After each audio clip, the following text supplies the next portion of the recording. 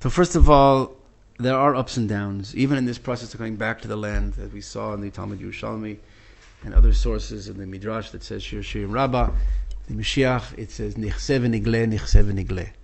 It's not all up. We come back to the land, things get better, like it says here in Yechezkel 36. A new purification, a new heart, a new spirit, and then Torah mitzvot. It's all simple, beautiful up. The slope is, the graph, how do you say, the slope is up. But there are things that, there are regressions. It seems to go backwards. And then it jumps up again, and then there seems to be back again, giving back Sinai, giving back Yamid, giving back all these different things. All these things are true, what you're pointing out, and a lot of other things. Those things themselves are, first of all, what the rabbis told us, forewarned us, that the redemption will begin. There'll be, Mashiach is revealed, hidden, revealed, and hidden. Nichse v'nigle, nichse v'nigle. It's like, and you like it, the gazelle, right, climbing the mountain. You see it, and all of a sudden it disappears. It goes into the valley, it disappears from your sight, and you think, oh, that's it, it's gone. There was the sun was rising, like the redemption in Kima Kima, the Yerushalmi Brachot Aleph Aleph. The sun is rising, the redemption is taking place, and all of a sudden clouds come. Oh, where did it go? You see, I told you so. I told you it's not redemption, it's a secular movement, Zionism, and it has to be dissolved, and we have to wait for God to bring us back. And then all of a sudden you see the gazelle here that shows up again. Not only shows up where it was, but it advanced. You thought all that time that it was disappeared from your sight and your vision, you thought it was gone, but it was actually moving forward at that very time that you thought things were going backwards.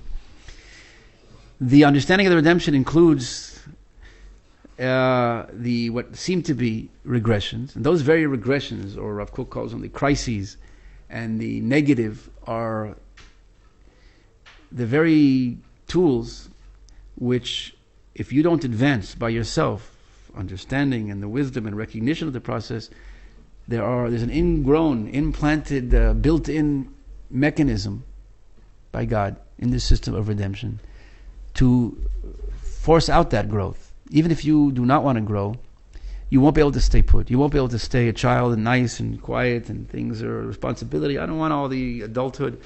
You won't be able to stay put.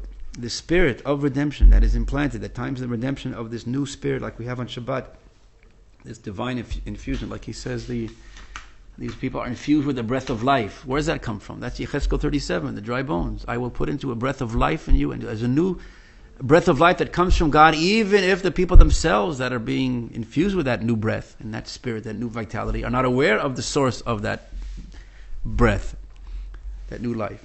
But we who recognize, learn Torah, are supposed to be the ones that recognize the source and help bring it to expression, bring it to the awareness, bring the people, like the child that doesn't, I don't believe in neshama, I don't know what a neshama is, I don't know what a soul is.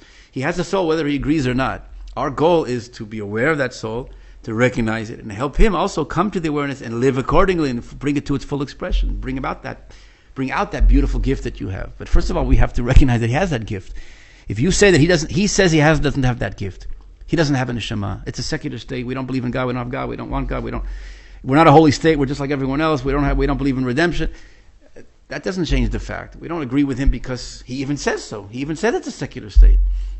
But rather, we're the ones in the middle. There's call it the secular that say it's all human, man-made, our doing, nothing to do with God.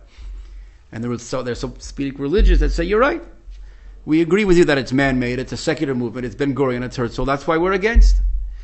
And we're, so to speak, in the middle that recognizes the hand of God, whether those people say all day, they scream to the contrary, we don't have it, God, we don't believe in God, we don't have a soul. The soul is there. The soul is pushing them to life. There's unbelievable, unparalleled, like I said, Will Durant and others that wrote that the amazing phenomenon of the Jewish return back to the land is unparalleled. After 2 exiles to come back, it's even Jean-Paul Sartre, what he writes about the history of the Jewish people, the return, it's meta history. Vico, other sources we spoke about, that non-Jews recognize it's not a normal phenomenon of this. What is the source of this new vitality that, after Toynbee said, right, we're fossils, the Jews are gone, they're fossils, long gone, a history, what once was.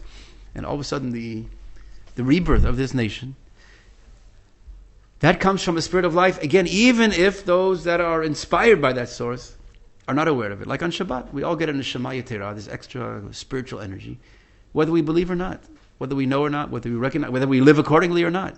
It's ironic and sad and it's not good that you have this extra gift, this vitality, and don't use it properly and don't reveal this blessing that you can bring to the world. But, as I started to say, it ultimately will not remain up to you to conceal it and not live it. Just have it potentially, or you have it, but you're not aware of it, you're not living it. That will not remain. You cannot remain in contradiction to your inner self. That inner self will force itself out. One of the ways, that's the Cheskel 36 here, that you will come to the recognition and you will come to live up to your normal inner natural nature. One of the ways is through what we call crises, right? As you know, at Plato, right? The necessity is the mother of invention. So, Rav Kook, you could say, doesn't use those words, but the same idea of necessity is the mother of advance.